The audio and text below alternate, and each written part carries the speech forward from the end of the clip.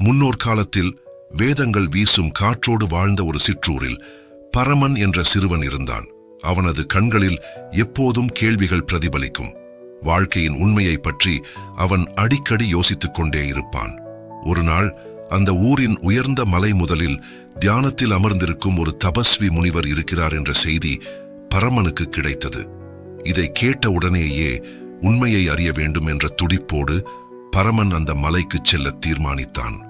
பவள நிலவின் ஒளியில் காட்டுப்பாதைகள் வழியாக பரமன் பயணம் ஆரம்பித்தான். காற்றின் இசை, வனத்தின் இரவு பசுமை, சில நேரங்களில் தொலைவில் மிருகங்களின் நிழல்கள், இவையெல்லாம் அவனை அச்சமின்றி வழிநடத்தின.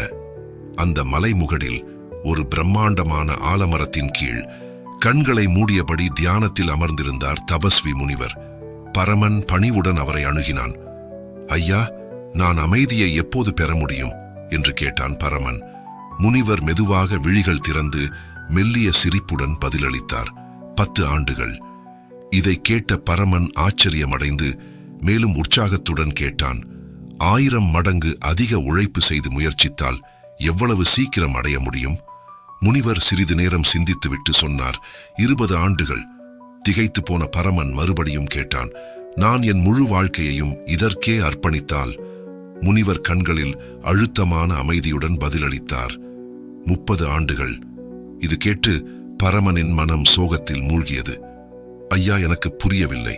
நான் அதிகம் உழைப்பதாக சொல்கிறேன், ஆனால் நீங்கள் ஆண்டுகளை கூடுதலாக சொல்கிறீர்கள். ஏன்? முனிவர் பரமனின் கண்களில் பார்த்தார். நீ உன் ஒரு கண்விழியை இலக்கில் வைத்தால் மற்ற கண்விழியினால் பாதையை காண முடியாது. இது கேட்ட பரமன் அமைதியாக அமர்ந்தான். நிசப்தமான இரவில் அந்த வார்த்தைகள் அவனது உள்ளத்தை நெகிழச் செய்தன.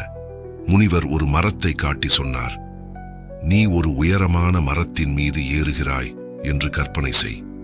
உன்னுடைய நோக்கம் அதன் மேல் இருக்கின்ற பழத்தை பெறுவதென்றால் நீ தொடர்ந்தும் பழத்தையே பார்த்து கொண்டே ஏறினால் ஒரு கட்டத்தில் கீழே விழக்கூடும்.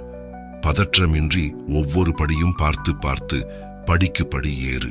பழம் கைக்கு வந்துவிடும். அந்த நேரத்தில் பரமன் புரிந்து கொண்டான். உண்மை அமைதி என்பது பயணத்தில் தான் உள்ளது. முடிவில் கிடைக்கும் வெற்றி அல்ல. அது ஒவ்வொரு பயணத்திலும் ஒவ்வொரு முயற்சியிலும் மறைந்து கிடக்கும்.